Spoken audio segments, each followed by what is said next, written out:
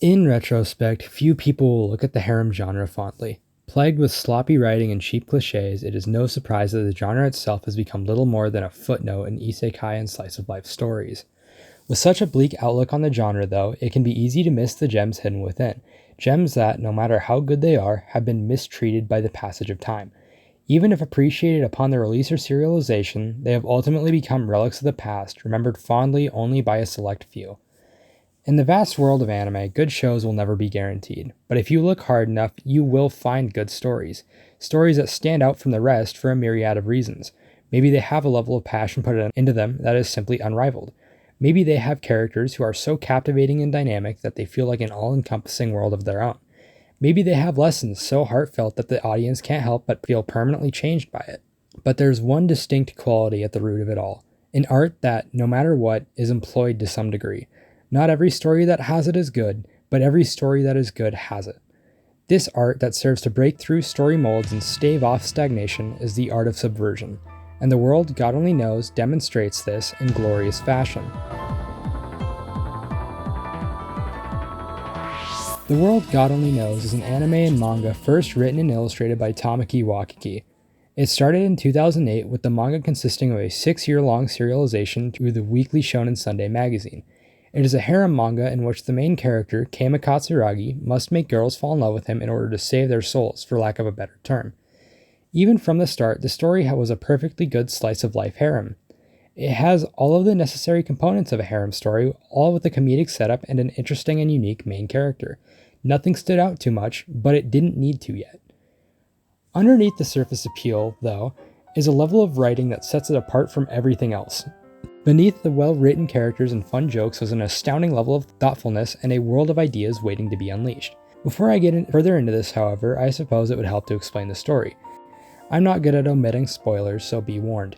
If you want to watch or read the story blind, which I believe is the best way to view it, then stop here and give it a try. By the end of this video, I will be spoiling the ending, although I will not delve into every single story beat. You have been warned. Keima Katsuragi is an avid player of galgi, or visual novel-style dating sims. I think that's a good description, but feel free to correct me. He is a high school student who prefers games over real life and is very successful in his endeavors. He's called the God of Conquest, a man who can win the heart of any in-game heroine. One day, however, he's tricked into signing a contract with a demon. This contract makes him part of Hell's Loose Souls team, a team consisting of 2-man squads who are tasked with hunting down escaped souls from Hell. These souls hide themselves in the heart of lonely girls, specifically girls who have a piece missing from them. For Keima, making these girls fall head over heels for him is an absolute necessity. In fact, he'll be decapitated if he fails. Kissing his target is a matter of life and death. Again, on the surface, it's a comedic setup for a nice low-stakes show. We know that Keima isn't going to get killed, so he has to succeed. At this point, the pacing of the show is melodramatic, similar to a Monster of the Week story. Even throughout this stage, however, we are starting to get small pieces of character development. After the first girl, Ayumi, is conquered, we can already start to see small pieces of conflict in Keima. You see, each girl completely loses her memories of Keima after they kiss. We start to see that, as immature as he acts, which he continues to do for quite a while, he distances himself from the girls he's conquered. While we could talk about the reasons for this, what's important is that it's the moment where we first start truly seeing Keima as a character. It's this moment where he's first moved from a 2D caricature of an aloof nerd to someone who deserves to have a story of them written. In a story, the importance of a protagonist can never be understated. A protagonist is the tool through which we view the story. They act as our lens into another world. As that lens is shifted and shaped, the world itself adjusts to cater to that lens. While there are many good stories that focus on a lot more than the protagonist, in fact, just about every story will divert their attention away from the protagonist at some point, the audience's relationships with the protagonist is what allows the focus to shift without the story becoming dull. This is a folly I've seen in many shows, but one particular show comes to mind. When you think of a dull protagonist who drags down the story, who do you think of? Probably a lot of things, but I'm just using this as an excuse. That's right, I'm going to do something that no anime or story-based YouTuber has done before. Criticize Sword Art Online. To be clear, SAO had a lot going for it. It was a fairly interesting and original premise for its time, with good characters and a decent romance subplot. And no, I will not argue that point. But I believe that with all the problems the show did have looking at Alfheim arc, they started with Kirito, the lens through which we were supposed to see the world of SAO. Kirito, although he wasn't an awful character, was simply bland. Although the all-around story writing of SAO had a pretty rough time during that arc, I don't think it was out of nowhere. I think that at the core of it, Kirito was to blame for it all. An overarching plot is generally about self-improvement more than anything, whether or not the audience realizes or is told to focus on it. To get to the main goal, such as finding the One Piece or becoming Hokage, etc., the protagonist must overcome trials and tribulations, building themselves off of each conflict they deal with. Each separate arc is meant to be a stepping stone in order to get to the main goal. As a writer, you are supposed to make each experience have an explicit takeaway for the protagonist, another piece to fit into the puzzle of the protagonist's heart. If there is no grandiose goal at the end of the road, then the goal becomes fixing the protagonist's problems and making them whole. SAO, simply put, fails to do this. There is not a satisfactory overall conflict that we can see, so the end of the first arc deflates audiences' interests. From there, story writing becomes harder to do well, and it often spirals out of control. I won't speak on the later seasons of the show since I haven't watched them, but my understanding is that author Reki Kawahara was able to regain control of the story and improve it significantly. With that tangent over with though, let's talk about the character writing in the world God only knows.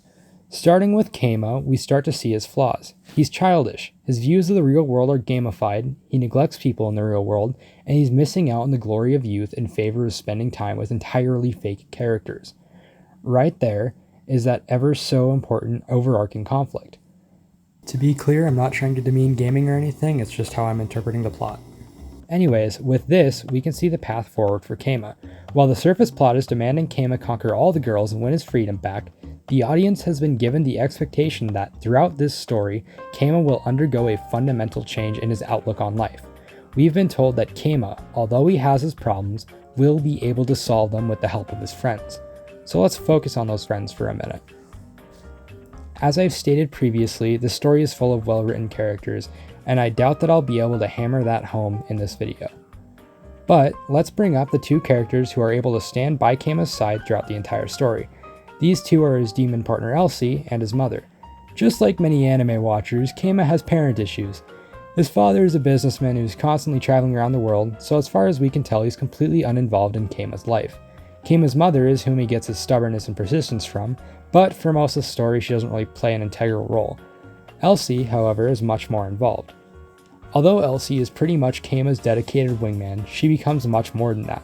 Elsie is considered a failure by most other demons, a clumsy girl who is naive, impulsive, and has little emotional control. Again, she already starts out as a relatable character who's full of problems. She's not a cool wingman, she's some failure who's just happy to be here. The two form a platonic partnership in which we see two individuals pursuing a common goal whilst trying to better themselves individually. I know I'm looking too far into it, so I'll leave Elsie and Keima's relationship at that, but it does help show my favorite part of the world God only knows. Every single character, without fail, feels real. They all have realistic problems, from imposter syndrome to dealing with the death of a loved one, to being afraid of feeling vulnerable. Each character feels grounded in reality, no matter how little time they get in the spotlight. Finally, we can get a little deeper into the story. On the surface, it is a good harem story about a gamer who must take on the real world. Below that, however, we see what's really going on. A young man is discovering the beauty of the real world and the people who inhabit it. I'm diving deeper into the plot now, so I feel obligated to remind you. From this point on, I won't hesitate to spoil various story points. If you want to go into the show blind, now is your real last chance to do so. The real story of the world God only knows is a story of discovering the beauty of a world with consequences. We finally got into the title part. To illustrate what I mean though, let's use an analogy. Everybody at some point or another has hit a wall where they constantly reset their progress.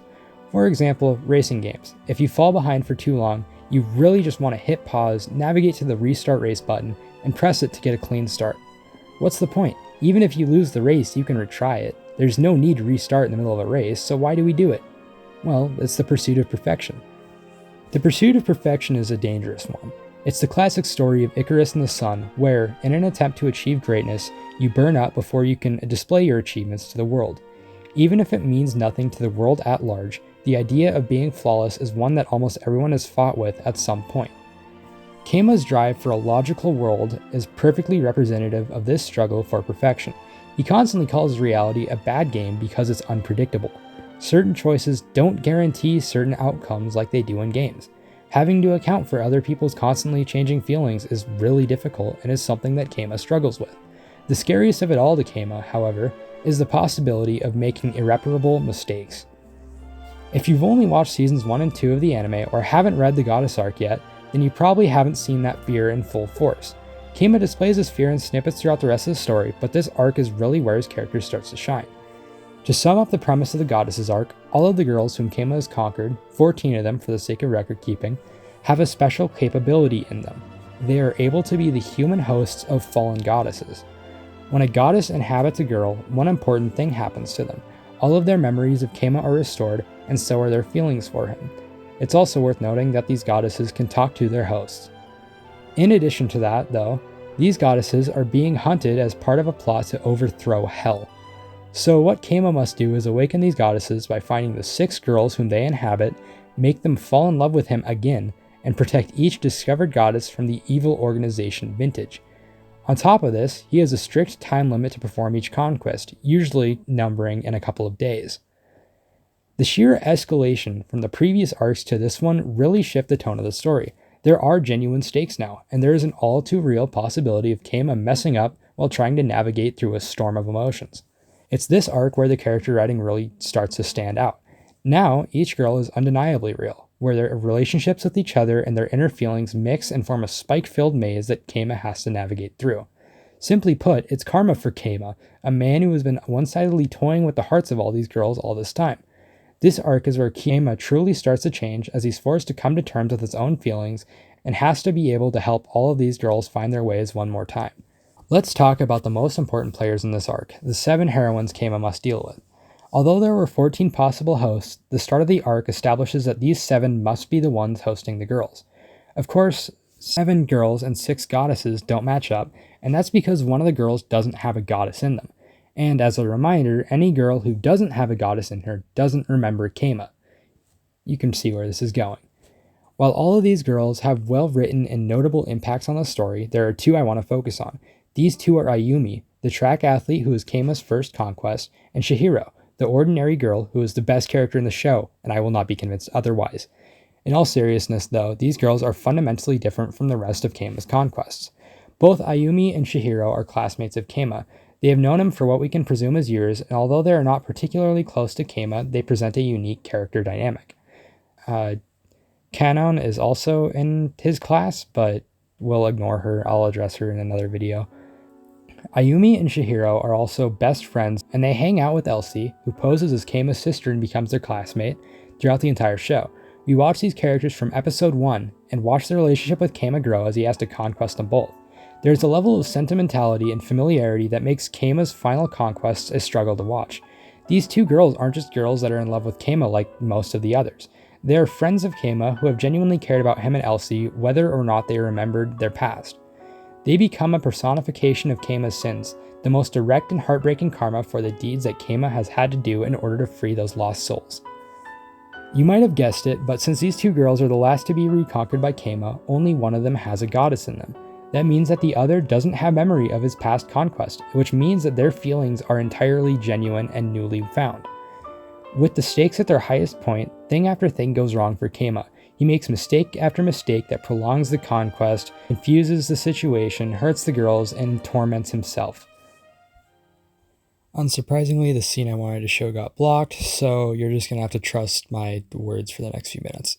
I don't think I can describe how this scene made me feel. It's such a monumental scene that kicks off such an amazing procession of events. It is the point where you feel the regrets and heartache of the situation, where you're put into the shoes of Keima and realize just how hard the situation is. We see similar examples throughout the story, but none of them are as devastatingly understandable as here. This point signifies his understanding of the real world and of the consequences of his actions. He's known what he's been doing to these girls, and he's tried to take responsibility for it as much as he could. But at this point, he's finally f***ed up. He had to choose between 2 paths, and he chose the wrong one. He's forced to become the villain, trying to break Chihiro's poor heart in order to protect her. He has to turn down the one person who truly loved him, all because he made a mistake. And after that, he has to pursue Chihiro's best friend since childhood, her best friend, for 15 years in order to get her to love him. As everything unravels for Keima, he desperately chases a girl who is seeing him for what he is, what he has to be. Keima is dealing with problems that these two girls can't comprehend, yet there's nobody else that he can blame. Faced with his mistakes, Keima is the only one that can walk forward on the path he walks. But he's not alone. The power of friendship is always made fun of, but it has its merits. Sure, it's sometimes applied to a story rather lazily, but the bonds that we form truly do fundamentally change who we are as a person. It is such an important part of our lives. It's through our bonds that we learn who we are, what we want to do, and whom we aspire to be. The people we interact with change us forever, and that is what the story is really about. For each conquest, Keima isn't actually placing himself in the girls' hearts. Keima is a catalyst, someone that causes changes in another person whilst ultimately remaining uninvolved. Keima is undoubtedly falling in love with these girls. After all, love is a two-sided game. Time and time again, Keima has to go through the mental heartbreak of a first love coming to an end. Even if he uses escapism as a shield from it at first, it does take a toll on him. And that love isn't necessarily the need for a relationship, but it's still a form of love. And then they forget him, as if his feelings and their experiences never matter. He suffers from an ailment that only him and Elsie can understand, but when he needs support from the people he loves most, they're finally there for him. Despite the original plan being completely derailed, Chihiro helps Keima make things right with Ayumi. It's a desperate and rushed mess of events, but that's alright, because what truly is neat and tidy in the real world? Nothing works out like you originally planned, no matter what. And that's the beauty of the real world. The actions people make are guaranteed to have consequences, but those consequences can be entirely unpredictable. Keima can't control what Chihiro thinks about him, but when he needs her to support him in his mission, she's there for him. Even after being heartbroken, Chihiro still loved Keima, and she wanted to give him another chance. Chihiro helps Keima get Ayumi as much as she can. She helps the love of her life fall in love with her best friend since childhood. It's such a complex and painful situation, but Chihiro endures it. Ayumi isn't a blank canvas either. As his first conquest, it is only fitting that she's the one to end it all. She is a pure and honest person, one who hates manipulation and hates being lied to more than anything else.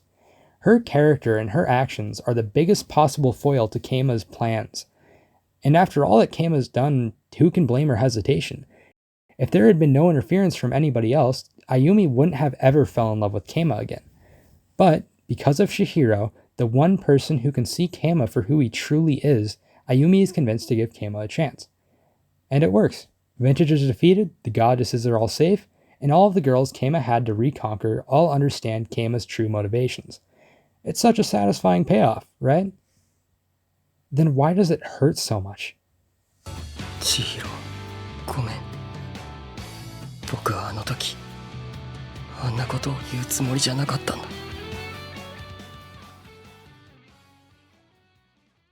When I started watching this funny little harem show, the last thing I expected was to end up a tearful mess at the end of it. I watched Your Lie in April without shedding a tear, so why did this show hurt so bad? Well, I found out the reason after clearing my head for a bit. The ending was amazing, but it felt off, and that's, well, because it was. The goddess arc isn't the final arc of the story. It wasn't over yet. Unfortunately, I doubt we will ever get an adaptation of the final arc. The studio that handled the adaptation, Manglobe, shut down in 2015.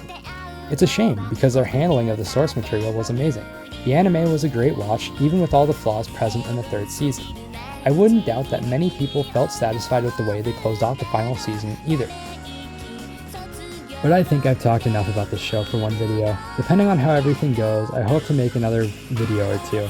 One talking about the characters of the show and another talking about the final arc. I hope the story gets the appreciation it deserves, whether or not my video helps that. It's a story that has made me realize just how much a good story can affect you and how immensely powerful Subversion can be when in the right hands. Thanks for watching. If you haven't already, go watch or read The World God Only Knows. It's absolutely worth it. I'll see you all in the next video.